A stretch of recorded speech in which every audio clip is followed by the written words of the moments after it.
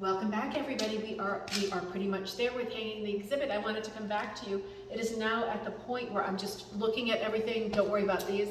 I'm looking at everything just to be sure there's no lint and everything's clean and everybody's pieces are hanging up and everybody's pieces are looking wonderful. So that's what's happening right now, is just the kind of quick kind of making sure that nothing is dirty at all and everything is absolutely perfect. It's that kind of thing. And we put up a new exhibit. Let me show you over here, back here, in this alcove area. And it's an exhibit on old rugs to sort of put into context what we do. And I'm going to rework this because it's an odd shape, but just the plaque talking about tiny bit about the history of rug hooking. And then I brought some of my older rugs. Let's see if you've seen these. So this is the exhibit that's back here. You know, so many people have never heard of rug hooking and think it's raw cooking.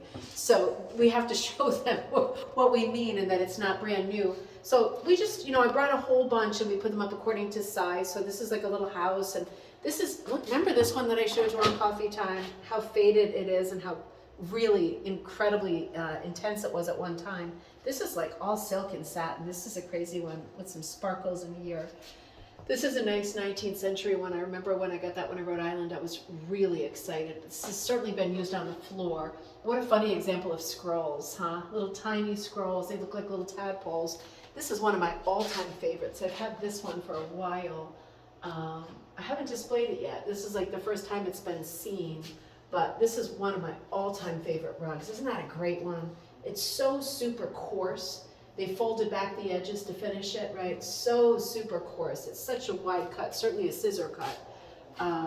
This is the stuff I'm doing with my scissors, is looking at stuff like that and going, this is one I got for Christmas. This is one of my Christmas presents, and I know we looked at this. I was kind of wondering what its purpose was, and we came up with some ideas, but this certainly looks like some kind of garden, and this looks like a house. So I think we've got part of a story going, but it's a nice older piece. And this one I have hanging in my house. I found this one on Facebook Marketplace, and I drove out to the Berkshires to get it. It's mounted on a frame, so it's heavy. But I just love this piece. If you've seen this piece, let me know. I've never seen this as a commercial pattern, so I still wonder where it came from. Oh no, that's Raoul. He's helping us in. And this is I think nylon. Nylon or satin. But this is a nice oldie, probably a blue nose. And yeah, this is the stuff that drives me crazy. If you're a bit OCD too, it would drive you crazy, wouldn't it? Any little mark on it, I'm just kind of picky fingers at work. And this is a nice one. I think we've looked at this one together. Yeah. It was just a nice shape this way. These are two I got this past summer on Cape Cod at that Sandwich Antique Center. This one and this one, who I believe to be the same person. These are up on carpet strips. And then this one I got for my birthday, so in February. This is newer. This to me looks more like a Pearl McGowan design, but I don't know. It looks old, doesn't it? It could just be based on a piece of Jacobean tapestry or whatever. It's a pretty piece. It's got a lot of mixing in the background. Oh, this one came from the elephant's trunk last year. This little one. This is I think this is this an Aunt Lydia? Let me check. Oh, Virginia Snow. It's a Virginia Snow. It's pretty, isn't it? Little clipper ship, and it's like super, super fine silk and rayon.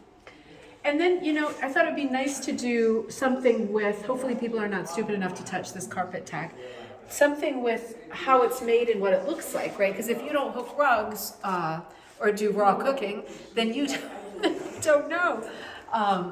This piece I thought was great. I found this one, and as you can see, it's a Pearl McGowan with mushrooms, but somebody's drawn in, like this little guy over here, and this little guy, he's hard to see, but there's like another little kind of elf or gnome character up there, and I thought, how cute is that? And then this piece is, what's that? This piece is a partially done too, but super, super fine detail, right? So I thought that's really cool because people can see how the thing is worked. And one more real oldie over here. Oh, and let's go to this wall, because we did have time to hang some of mine. And my buddy Linda Ann, that beautiful rug that you sent me as a gift, that I broke up over, is right here. It's on my wall. Because it's my house that I grew up in. And yeah, I love this. I love this piece. This is mine. Oh, that was just a hair. I'm not cutting, promise. just tidying up, absolutely beautiful piece. And then these are some of my pieces that there was room for after all. So this is one of the Schmetz Pets patterns that I have in the Ribbon Candy Hooking Store. This is one that's coming out in the first book, right? So this is a hooked piece that's based on like an antique rug. And as you can see, it's super wide cut. You know what I cut this with? That stupid, Singer machine. It almost looks like a pasta machine. I did a video of it, I think, where I was cutting with it as I went. But the blade, just doing half of this rug, the blade went dull and was no longer cutting. So I can't recommend it. I think scissors or I ended up doing the rest with a rotary cutter. But this is based on that. And if you look close up, this is all paisley in here. It's several different paisley antique shawls that I had that I thought were really, really pretty. And I have hooked it onto latch hook backing, right, which I talk about all the time.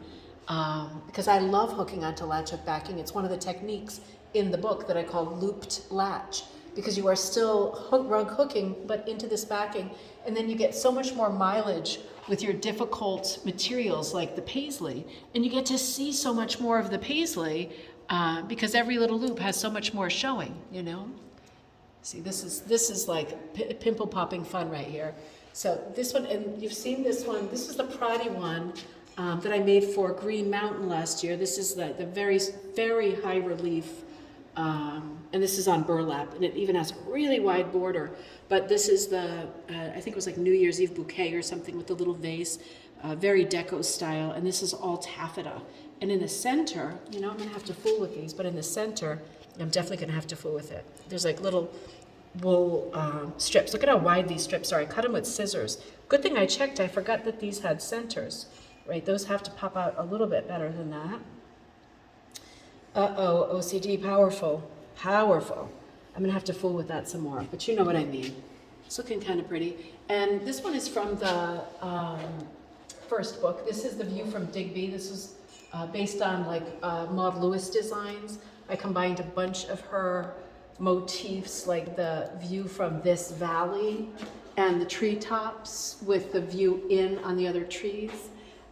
This isn't exactly the view, but I was kind of creating a composite of a few views that she liked the most and could get to.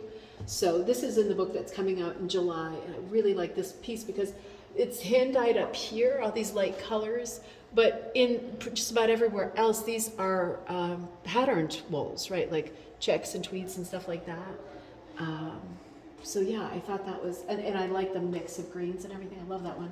This is 1984 Cat. A bunch of you took this class with me and bought this kit, and yeah, I love him. He's very simple. He reminds me of growing up, you know, in the 80s and seeing these colors all the time. Very graphic piece, very simple beginner piece. This is another one that's in the book that's coming out in July. This is my favorite piece I've ever done, and it's called Mom's Flowers, Dad's Weeds. It's what I would think of as a topsy-turvy rug, because you can turn it either way. I'm gonna clip this because it's not really working. The Prati on this gets so sketchy, you know, it's so, oh, there's a stem under there that's not showing too. See, this is the stuff that I could just be here all day, and I don't have time because I've got to work on a show. We have cocktail night tonight, right? We have cocktail night tonight. It's the fairy tale book. So I'm not gonna fool for as long as I would like to fool, even though I am a fool. So this is my favorite piece that I've ever done. I'm probably gonna get this mounted at some point. Look at all this fiddly stuff, right? Just from having it around. This is what makes me nervous, but yeah, it's all good. I've had it rolled up and not being very careful for a long time. And deco yarn thing here, right? This is called Deco Galaxy. This is an all yarn pattern. This one sells often, and it's good because it's good to be punched or hooked. And it's obviously it's very forgiving. It's got a lot of wiggle room. That's on Mounts. I hemmed all these quickly the other day. This is my Magdalena piece that is in the book that's coming out in July too. I think I call this Magdalena's Lollipop Tree. And this is the example of all the quillies. I replaced a bunch of quillies the other night, I think a bunch over here because they rolled somewhere and they were forever lost. But I'm really happy that I was able to get some of my stuff up because I didn't think there was enough room in the exhibit. And I feel happy knowing that a few of my pieces are up. My pieces are all small because I just don't have the time to do vast pieces.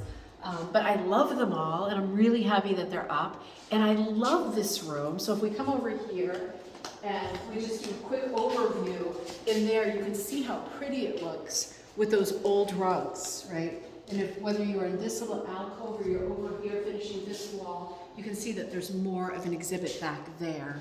And the, the nice old rugs are back there. The Van Gogh chair is out too, because I did not have time to finish my Van Gogh. So the Van Gogh chair is out here, painted yellow. And it's kind of like, what would you put on your Van Gogh chair? That was the question with all these Van Gogh rugs, right? Well, I'm going to put my unfinished Van Gogh piece on it because I can't think of anything that makes more sense than that. So not only do I get to display it because it was looking quite good, but yeah, it's going to hang out here. So, and everything is numbered. So this afternoon between now and cocktail time at 7 p.m. Eastern Standard Time, I'm going to be correlating and just making sure that the information is right for each person, the name, the title, something that you gave me in terms of text, that it's all available. And it will be available, we were going to do individual QR codes, it's too much trouble. There's like 70 pieces here, more than that. So it's going to be one QR code for the whole exhibit going number 1 over here in the entry, right around the wall here. So Pierre was working on fluffing out the vignette a little bit more. He's got some of his stuff out here. So everything is numbered, starting with number 1 here. And in the alcove, and of course, Marina, Michelle McRae's piece, unbelievable showstopper of a piece. So yeah, we're still working it. And I'm gonna come to you back here on Wednesday for a live show here, so that we can talk more and look more together on Wednesday during coffee time. But in the meantime, cocktail time tonight, we're going to be looking at the Road Cooking Magazine's book, Hooked on Fairy Tales by Robin Rennie. That's tonight. And we'll probably continue with that on Monday. And on Wednesday, I'll be here live. And on Sunday, I'm sure I'll come to you live too during the party, because people will be looking and admiring. And I want you to see people looking and admiring your rug. So I'll make sure that I do a lot of creepy, candid recording without permission. And I will see you tonight for our cocktail time. See you then.